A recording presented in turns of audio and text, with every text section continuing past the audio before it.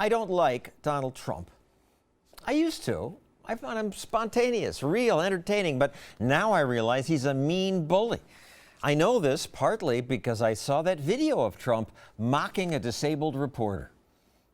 You got to see this guy. Oh, I don't know what I said. I don't remember. Trump's opponents quickly made this ad based on that video. When I saw Donald Trump mock a disabled person, I was just shocked. You got to see this guy. Oh, I don't know what I said. I don't remember. When I saw Donald Trump mock somebody with a disability, it showed me his soul. It showed me his heart. And I didn't like what I saw. Me neither. How cruel Trump was. The reporter has a disease and Trump mocks him? But wait a second. Trump waves his arms around. The reporter's disability means he can't move his arms. Also, Trump did something similar when mocking a general who said something he didn't like. What do you think about ISIS? Oh, ISIS is very tough. Trump also used the same motion to mock Ted Cruz. They said, Senator Cruz, what do you think of waterboarding? I don't want to talk about it. You know, he didn't want to talk about waterboarding.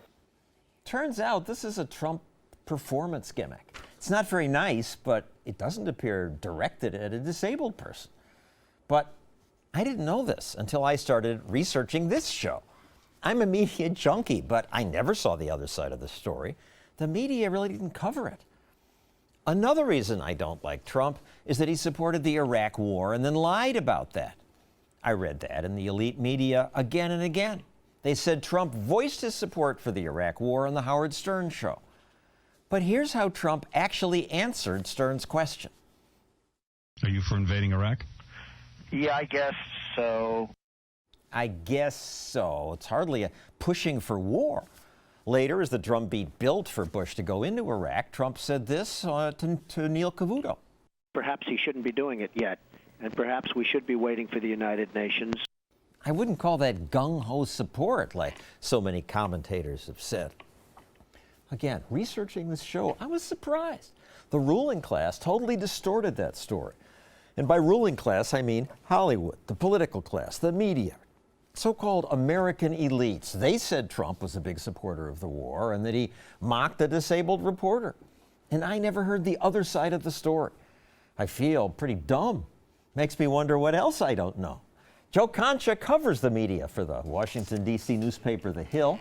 So what else do I know? I mean, Trump lied, I really believed, about his support for Iraq. John, I would argue that that was the first time he was ever even presented that question. Remember, he's a businessman at the time. Howard's interviews, if you listen to Stern, can go on for 90 minutes without a commercial. He'll just bring up anything. You for the war? Yeah, I guess so. You don't hear that side of it, though. Why not? Why doesn't the media pick it up? Just because they hate Trump so much and they want to embarrass him? There's a visceral hate for Trump. The Center for Public Integrity looked at donations from 430 journalists. 96% went to Hillary. 96%? Wow, I thought it would be higher, actually, to be quite honest with you. And your own newspaper analyzed ABC, NBC, CBS coverage on one Thursday this month. They spent 23 minutes on the Trump sex allegations. Mm-hmm. Then there were the WikiLeaks email dump, which included derogatory comments about Catholics, Latinos, blatant examples of media collusion, got just 1 minute, 7 seconds. So the ratio is therefore 23-1. In the New York Times, John, the same day, there were 11 stories on Donald Trump, including one in the sports section, all deemed negative. Zero on Hillary Clinton. So 23-1, 11-0. I get that Trump's going to get more coverage. I get that he rates more, he gets you more clicks. Give me 2-1, and I won't complain about it. But 23-1, 11-0?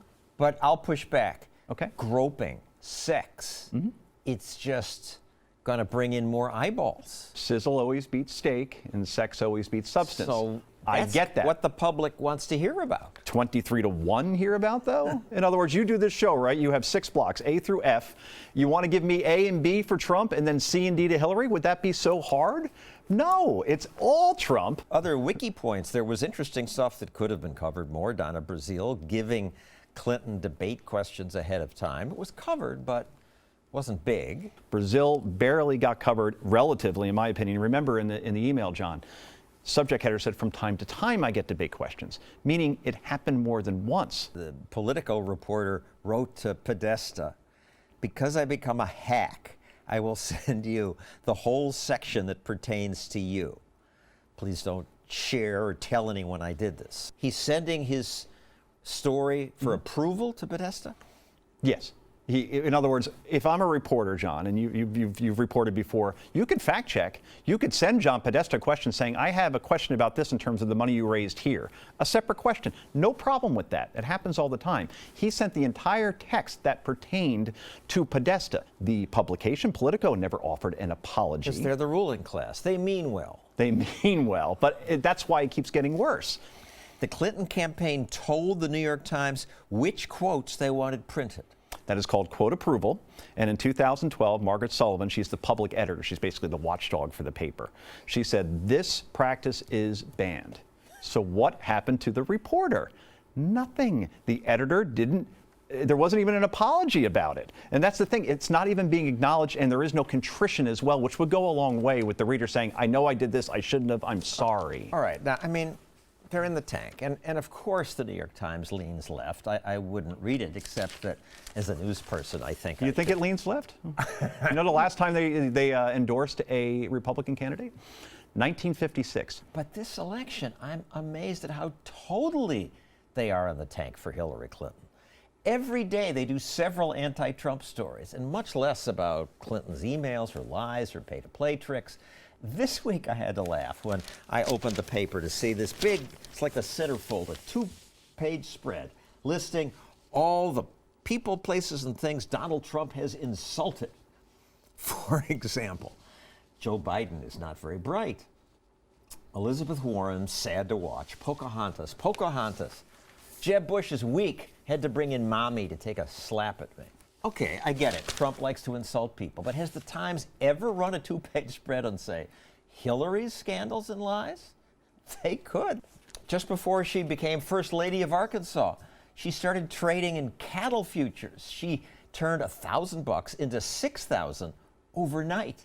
After 10 months, she had $100,000. But she said, I never received preferential treatment. Then came Travelgate, Whitewater, dodging sniper fire in Bosnia. The video showed there was no sniper fire. In fact, she posed for photographs. She just lied. Her lies and scandals go on and on. The Times could easily fill 2 pages with them, but they don't. Instead, they zero in on Trump, running stories like this one. They say during the second debate, Trump was stalking Ms. Clinton like prey. Lots of media ran stories saying Trump loomed over Clinton, trying to invade her space. So Hillary quickly went on TV to complain about that.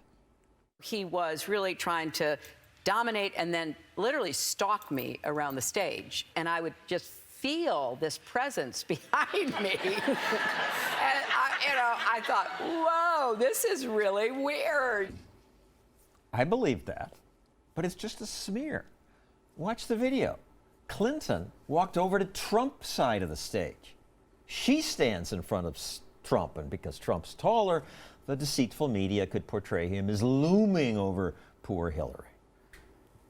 I mean, aren't they ashamed? It's video evidence that you just laid out that can very easily be dispelled, but the headline rules the day, and no one's going to go back and watch that part of the video. The clothing. What happens if you wear white? I love this. So the New York Times, when Hillary wears white, she says it's an emblem of hope. Philadelphia Inquirer, Clinton was soft and strong, a dream come true. And then Melania wears white at the Republican convention. And she says, another reminder that white is always right. A scary statement. That was written by the same writer for the same publication. 2 words. We called her up. She did answer us. Okay. Given the many things Trump has said about people that didn't live in this country, that's what the dress said to me as an African American. Oh, okay. I was about to say that, you know, it's 2 words with a hyphen, self-awareness. Look at your archive. And because that was called out and that was actually covered a little bit, and she is now a mockery. Many in the elite media also accused Trump of threatening Hillary when he said Clinton was anti-Second Amendment. It's not the first time that he's been accused of inciting violence. Inciting violence. Here's what Trump actually said about Hillary being anti-Second Amendment. She goes around with armed bodyguards like you have never seen before. I think that her bodyguards should drop all weapons. They should disarm. Right? Take their guns away. She doesn't want guns. Let's see what happens to her. Take their guns away, okay? It'd be very dangerous. He was just saying she's a hypocrite for wanting others to disarm while she's surrounded by bodyguards with guns. They take his words literally and then turn it into, yes, he's calling on the assassination of his opponent in Hillary Clinton, and that's just reckless and irresponsible. And they're not trying to cheat. They're just so convinced themselves that Trump is evil, Hillary's good, that they see it this way. They see it as their mission to keep Donald Trump out of office because he is a danger to this country. Therefore, they're no longer journalists, they are activists. Here's something else the mainstream media has mostly ignored. James O'Keefe's undercover teams report that the DNC funded goons who tried to provoke violence at Trump rallies. Nobody's really supposed to know about me.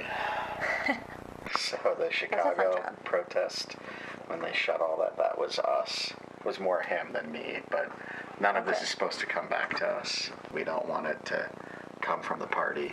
If you didn't watch Fox, you might not know about this. CNN did run it once, as far as I know. Other networks have run it probably once. But it's not being covered because it's an inconvenient narrative. The Trump campaign did this. Remember the apocalypse that I mentioned earlier in the segment?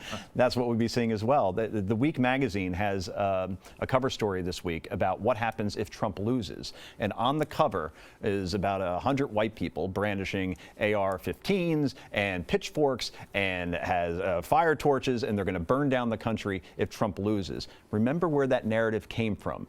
Trump people are violent because we saw violence over the summer at these rallies. It turns out that they were incited by a Democratic campaign, but we don't hear about that. Thank you, Joe Concha.